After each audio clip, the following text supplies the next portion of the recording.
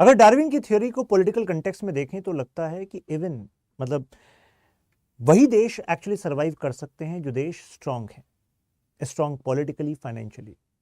अगर आपका देश और आपके लोग इकट्ठे नहीं है, स्ट्रांग पॉलिटिकल इकोनॉमिक इंस्टीट्यूशंस नहीं बना पाए, स्टेबल गवर्नमेंट नहीं बना पाए, तो ऐसे बेकदरी होती है। कुल मिलाकर बात यह है, आप क्राइसिस से जूझते रहते हैं, आपके जानों के आधार पर राजनीति होती रहती है।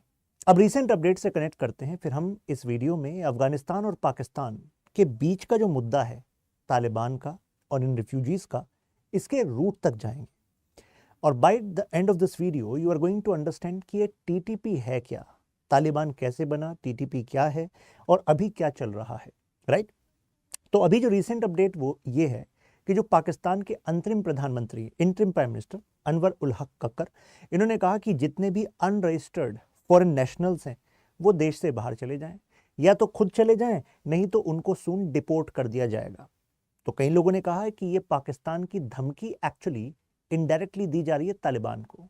तालिबान की अपनी इकोनॉमी भी चरमरा रही है, पाकिस्तान की तो आप सबको पता ही है, प्लस अभी उसको पॉलिटिकली अपने आप को स्टेबल करना है। लेकिन इतने बड़ी मात्रा में अगर लोग पाकिस्तान से डिपोर्ट होंगे, अफगानी लोग जो पाकिस्तान में रह रहे थे इतने सालों से, तो अगर वो डिपोर्ट होकर अफगानिस्तान में पहुंचेंगे तो तालिबान की सरकार के लिए उनके लिए व्यवस्था करना, संभालना मुश्किल हो सकता है, क्राइसिस आ सकता है। तो आप कहेंगे इस क्राइसिस से पाकिस्तान को क्या फायदा होगा, यही बात तो अभी हमें जाननी है। तो करीब 1,70,000 के आसपास नेशनल्स जो हैं दे हैव लेफ्ट पाकिस्तान, और काफ़ी सारे अभी जिस समय हम ये वीडियो बना रहे हैं इस दौरान इस स्ट्रगल से गुजर रहे हैं। अब ये जो अफगानिस्तान से लोगों का जो विस्थापन है ये अभी की बात नहीं है। चलिए चलते हैं 1978 में 100 रिवोल्यूशन होता है, उसके बाद वहाँ पर कम्युनिस्ट रजीम को बचाने के लिए और कम्युनिस्ट सत्ता को स्थापित करने के लिए वहाँ पर यूएसएसआर को का इंटरवेंशन होता है। हम कहेंगे कम्युनिस्ट एक्सपेंशन के लिए यूएसएसआर का इंटरवेंशन होता है 1979, राइट। अब इसके बाद जैसे ही एक्सपेंशन होता है तो मेजर क्राइसिस आ जाता है। इस क्राइसिस से बचने के लिए कुछ लोग ईरान की तरफ जाते हैं, कुछ लोग पाकिस्तान की तरफ जाते हैं, कितने इसी की बलि चढ़ जाते हैं। फिर जब सोवियत विड्रॉल होता है फाइनली 1989 में, तो अब काफ़ी सारे जो पाकिस्तान में रह रहे जो अफगानी लोग थे उनको लगता है कि चलो अब वापस चलते हैं अपने देश। लेकिन किसने पुशबैक किया था यूएसएसआर को? किया था तालिबान ने। सोचा कि शायद अब अपने लोगों की सरकार बनेगी तो हमें दोबारा अपने घर में रहने का मौका मिलेगा। लेकिन फिर यहाँ पर फिर दोबारा से सिविल वॉर स्टार्ट हो गया। अब सिविल वॉर स्टार्ट हो गया तो दोबारा उनको वहां से निकलना पड़ा, कितने सारे लोगों को। अब उसके बाद जब ये सिविल वॉर कंटिन्यू हुआ तो इसी में एक वाक्य आया कि अब इन्हीं तालिबान संगठन जिनको पाकिस्तान ने समर्थन किया था, यूएसए ने समर्थन किया था, अब इसी की कुछ ऐसी आउटफिट जैसे अलकायदा, तो al Qaeda was independent of Taliban, but al Qaeda को सपोर्ट किया था तालिबान ने फॉर देयर प्रोटेक्शन, क्योंकि अलकायदा काम आ रहा था अफगानिस्तान में तालिबान को। तो अलकायदा में ओसामा बिन लादेन, 9/11, यूएसए पर अटैक, तो जाहिर सी बात है अब मुश्किलें जो हैं तालिबान के लिए भी बढ़ने वाली थी। तो यानी कि अब तालिबान की सरकार ज़्यादा लंबे समय तक चल नहीं सकती थी। इससे आपको पता लगा कि वर्तमान में जो तालिबान की सरकार है तो दूसरा मौका, इससे पहले भी ये सरकार में रह चुके हैं। अब दोबारा जब क्राइसिस हुआ सिविल वॉर वाला, वापस निकले। जैसे ही यहाँ पर मतलब आप कहिए कि यूनाइटेड स्टेट्स का इन्वेजन हुआ तो अब ओवरथ्रो हो गया तालिबान। तो यूएसए ने कहा कि यहाँ पर सिस्टमैटिक परसिक्यूशन हो रहा था, राइट्स नहीं मिल रहे थे, लेकिन अब यूएस आ गया है, अब आपको डरने की जरूरत नहीं है, आप अपने घर आ सकते हैं। दोबारा से इनफ्लो स्टार्ट हुआ। लेकिन इस इनफ्लो आउटफ्लो में कितने सारे लोग हैं वो तो बेघर ही रहे और वो पाकिस्तान में ही स्थापित रहे। अब पाकिस्तान में भी मेजर जो खैबर पख्तूनवा रीजन है, इस रीजन में यहाँ पर रहे। अब इस रीजन से उनके एथनिक रिलेशंस हैं, जैसे कि इवन तालिबान को क्वेटा शूरा भी कहा जाता था। क्वेटा शूरा, क्वेटा जो पाकिस्तान में, यहाँ से जो इनकी यू कैन से तालिबान के एल्डर्स की मीटिंग होती थी और ये तालिबान फिर अटैक करती थी यूएसए पर। Coming to the point, Taliban and TTP. Taliban TTP का क्या लिंक है? TTP is Tehrik Taliban Pakistan. अब पाकिस्तान को हमेशा से ये डर है कि यार ये 1971 में जो हुआ इसके बाद से ये डर है कि ईस्ट पाकिस्तान बांग्लादेश बन गया, कहीं ऐसा ना हो कि ये जो खैबर पख्तूनवा रीजन है यहाँ पर जो पाश्तून पॉपुलेशन है उनके अंदर एक सपना बुनता आ रहा है इतने सालों से। वो क्या है कि हम पाश्तूनिस्तान चाहते हैं या ग्रेटर अफगानिस्तान का भाग बनना चाहते हैं। आप कहेंगे ये क्या है? मुद्दा ये है कि वहाँ पर जो लोग रहते हैं वो पाश्तून एथनिसिटी के हैं, उनका कल्चर, उनकी भाषा पंजाब और सिंध प्रांत के जो लोग हैं पाकिस्तान के उनसे अलग है, भाई डाइवर्सिटी है, लेकिन उनकी कल्चर वाले आधे लोग कहाँ रह रहे हैं? अफगानिस्तान में रह रहे हैं। उनका कहना है हमें अलग अलग करने का जो साजिश थी वो किसने की थी? ब्रिटिशर्स ने की थी।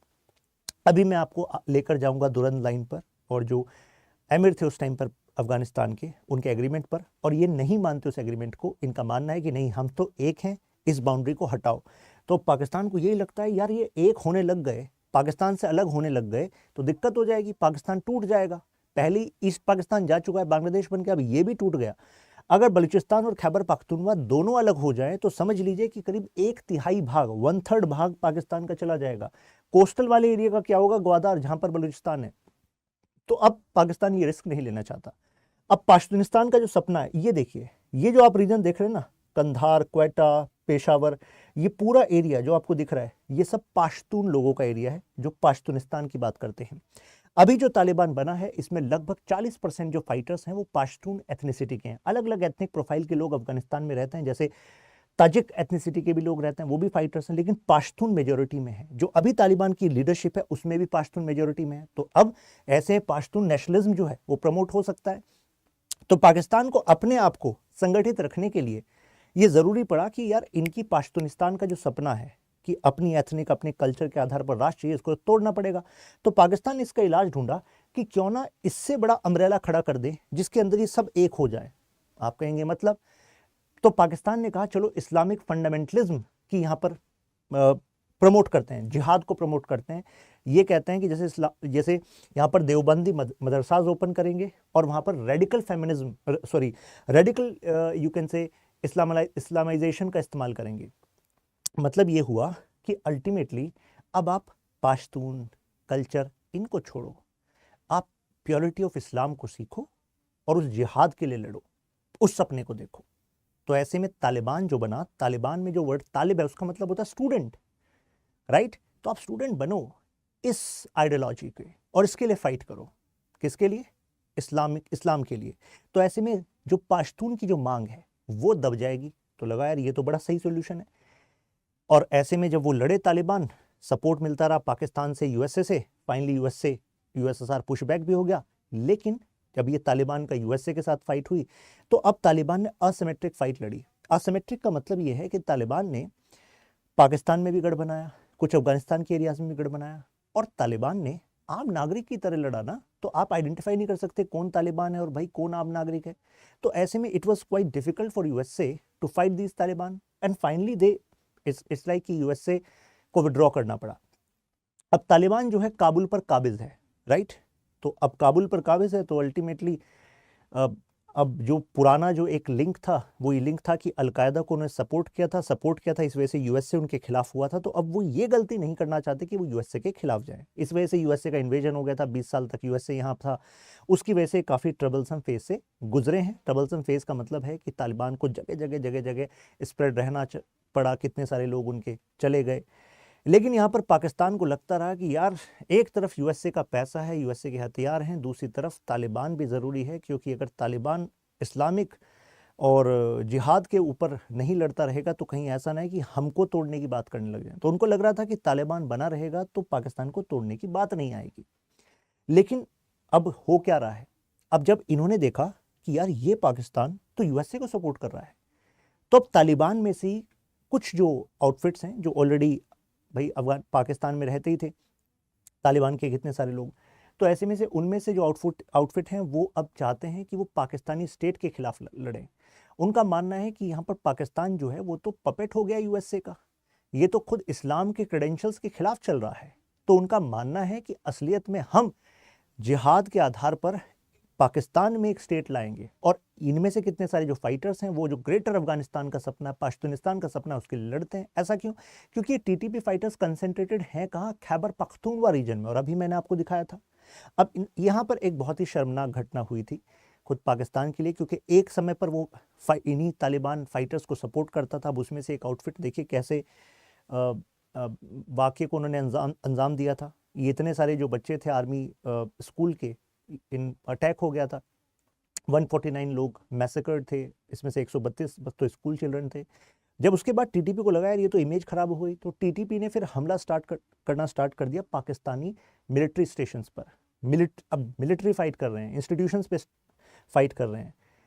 तो अब मुद्दा यह है कि अब हमें समझ में आया कि दो प्रॉब्लम्स हैं, पाकिस्तान के दो कंसर्न है तालिबान से। पहला तो तालिबान नहीं मानता दुरंद लाइन को। दुरंद लाइन वो लाइन है जो कि अफगानिस्तान और पाकिस्तान को डिवाइड करती है। तो सोचो अगर ये तालिबान जो अभी है, जो पाकिस्तान के सपोर्ट से फला फूला है, यही नहीं मान रहा इस दुरंद लाइन को, तो मुझे बताओ पाकिस्तान को एक डर रहेगा कि नहीं रहेगा कि भाई जब ये मान ही नहीं रहे तो इसका मतलब है कि इनकी मंशा जो है इससे आगे आने की है, राइट।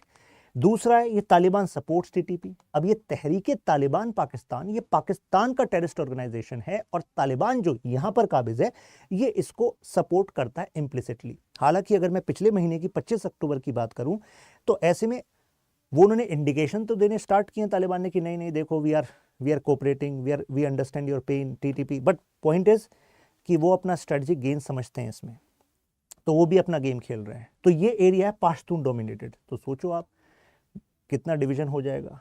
और अभी इस्लामिक फंडामेंटलिज्म जो है, एक यूनिक फीचर आया कि तालिबान एक तरफ इस्लामिक फंडामेंटलिज्म को लेकर भी चल रहा था, लेकिन इसका मतलब ये नहीं है कि पाश्तून नेशनलिज्म को उन्होंने डिसॉल्व कर दिया है। They have not dissolved it. और यही अब पाकिस्तान का डर है।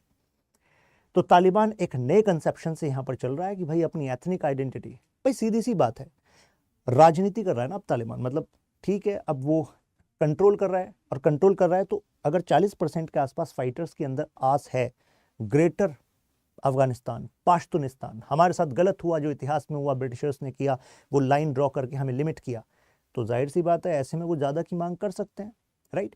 अब ये जो मैप मैं आपको शो कर रहा हूँ ये इंडिया का हमने नहीं दिया, ये मैप ये तालिबान के समर्थन वाला मैप है। तो इससे तो इंडिया को तो खेद है ही भाई। बताओ इंडिया का पार्ट ये कैसे दिखा रहे हैं। तो डिस्क्लेमर दे दिया है मैंने यहाँ पर, not a government of India's official map, this is rather a conception by Taliban. अब तालिबान का कंसेप्शन देखो आप। मुद्दे की बात यह है कि पेशावर, क्वेटा, ये जो एरिया है जो पाकिस्तान का है, ये एरिया कहाँ आ गया है, ये पूरा इस अफगानिस्तान में आ गया है। तो यानी कि इस मैप के हिसाब से ये जो अफगानिस्तान का साइज है इतना बढ़ गया, पाकिस्तान तो देखिए कहाँ रह गया बीच में। तो पाकिस्तान को यही डर है। अब वाई तालिबान सपोर्ट्स टीटीपी। अब उनको पता है कि भाई हम तो स्टेट एक्टर बन गए, एक तरीके से हमारी यहाँ गवर्नमेंट है, तो हम तो डायरेक्टली इन्वॉल्व नहीं होंगे फॉर ग्रेटर अफगानिस्तान। हम क्या करेंगे, इम्प्लिसिटली सपोर्ट करेंगे। अगर ये टीटीपी मांग कर रहा है और खैबर पख्तूनवा में मेजर एरियाज को ये कंट्रोल कर रहा है, वहां पर इनकी लड़ाई चल रही है पाकिस्तानी मिलिट्री से, तो ऐसे में इट मे बी पॉसिबिलिटी कि अगर ये कंट्रोल उस एरिया को कर लेते हैं और उनके पास चॉइस होती है कि किधर जाओ, तो शायद ये अफगानिस्तान की साइड आ जाए। तो इस होप में वो भी पीछे से सपोर्ट कर रहा है। अब यहाँ पर रिफ्यूजी का एंगल कैसे कनेक्टेड है, तो आपको समझ में आ गया होगा कि भाई रिफ्यूजीज को भेजना और बड़ी मात्रा में, it's not just about financial crisis, it's about a political strategy to create pressure over Taliban कि भाई इतना रिफ्यूजी भेजेंगे, इतना रिफ्यूजी भेजेंगे कि तुम संभाल नहीं पाओगे, तो बेटर यह है कि हमारे साथ कोऑर्डिनेट कर लो। तो क्या उन्होंने किया है? जी हाँ, पाकिस्तान की इस बार्गेनिंग चिप ऐसा लग रहा है कि ये काम कर रही है, जैसे कि कुछ इंडिकेशन देते हैं। ऐसा वो इस समय क्यों कर रहा है पाकिस्तान? पाकिस्तान को पता है कि देखो अभी यूएसए का फोकस गाजा वाले एरिया पर है, रशिया का फोकस यूक्रेन वाले एरिया पर है, तो दुनिया के जो मेजर प्लेयर्स हैं वो अलग अलग जगह पर फोकस कर रहे हैं। तो यहाँ पर अगर रिफ्यूजी क्राइसिस क्रिएट भी हो गया तो दुनिया इस पर कोई विशेष ध्यान देगी नहीं। तो क्या इससे अफगानिस्तान पाकिस्तान वॉर हो सकता है? ऐसा नहीं लगता कि पूरा Afghanistan Pakistan full blown war हो जाएगा। इससे पहले ये देखिए, इमरान खान जैसे ही काबुल में ये काबिज हुआ तालिबान, तो ये शुभकामनाएं दे रहे हैं। इनके यहाँ से आईएसआई के लीडर जा रहे हैं आपस में इनके फैक्शंस में सुलह कराने, क्योंकि अफगान जो तालिबान है, तालिबान में भी अलग अलग फैक्शंस है ना। तो तालिबान जो है वो भी समझता है कि यार हमारे फैक्शनल डिवाइड को पाकिस्तान हेल्प तो करता है, यूएसए का सपोर्ट पाकिस्तान को है तो सही, और वाइडर रीजनल स्टेबिलिटी में यूएसए हमारे में भी इंटरेस्टेड है। तो तालिबान भी पाकिस्तान के साथ अपफ्रंट वॉर की अभी पोजीशन में नहीं है। तो ऐसे में वो देखिए क्या कह रहे हैं।